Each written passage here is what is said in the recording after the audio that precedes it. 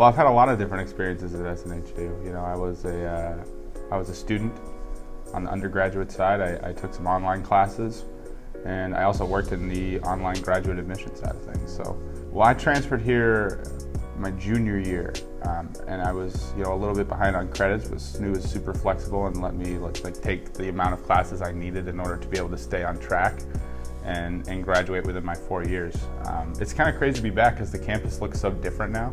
There's like a new building every time I come by. They're elevating themselves with everything that they do. So, but being a student here, I was a commuter. I didn't live on campus, so I came and I would drive my car every day. I'd go to my classes. A lot of times I was played on the baseball team as well for my junior year when I first transferred here. And I'd come here at like 6 a.m. practices, and then I'd go get some food. Then I'd go for classes until 8 a.m. until like 2:30, 3 o'clock or so, and then from there I would go right to my down to Lowell where I was working a day job, and then I'd come back, do my homework, and do the whole cycle over again. So it was chaotic to say the least. But I always felt like there was somebody here that if I was running behind that I could talk to help guide me through. My advisor was a big help.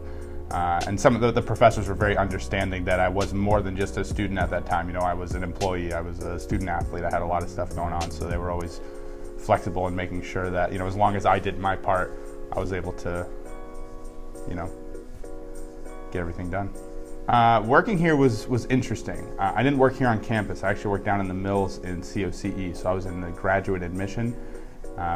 So it was cool for me to see the other side of things, where I was able to kind of have that effect and change on people's lives and hear their stories firsthand of what made them pick up the phone for the first time or go to the website and try and get more information about school. So to hear all these people's different perspectives and having my own story within the same thing, it was a good experience. I definitely learned a lot. I learned a lot about communication and talking with people, and kind of like what we're doing now, we're interviewing, how to just have a casual conversation and get to know somebody.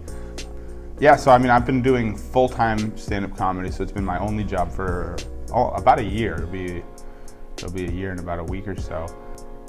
What made me get into stand-up comedy was, I played baseball my whole life, and I always thought about stand-up. So I've always been a funny kid. I've always been joking around, and some of my fondest memories now of even playing baseball are me joking around with the SNHU team as we're all on the bus or the van going to the away games, just having fun with all of the other teammates. So, and the more I thought about it, and the more that kind of baseball started to fade away as just my ability to play it did, because I was, I wasn't recovering at the pace that I wanted to.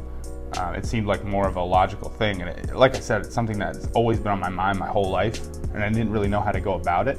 And me and one of my other friends, we watched the show, and I was like, all right, let's go for it. And then I went and signed up for an open mic and went on at 2 a.m.